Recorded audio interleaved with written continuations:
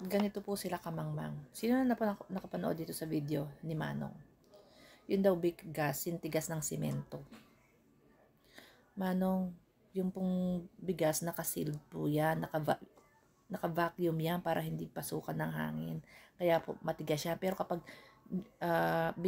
nilagyan mo yan ng butas na kahit na konti, pumasok po ang hangin, bubuhaghag po yan.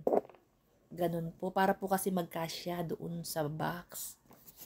Kung hindi ka marunong magpasalamat, sinusuntok mo pa yung bigas, patawarin ka, ibigay mo na lang sa iba. Doon sa iba na na-appreciate nila yung mga ganyang biyaya. Total, hindi mo naman yata na-appreciate yung biyayang binigay sa'yo nung nasa taas.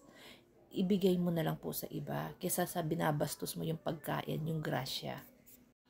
Lalo na pinaghirapan po yan ng ating mga DSWD, nagpuyat para mag-repack, para maihatid sa inyo, mabigyan kayo ng pagkain, ng rasyon, ng relief goods. Tapos gaganyanin mo lang.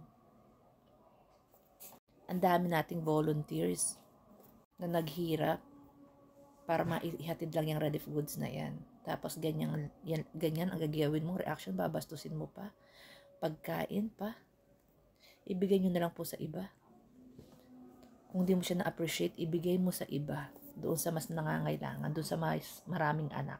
Total, mukha ka naman may kaya sa buhay.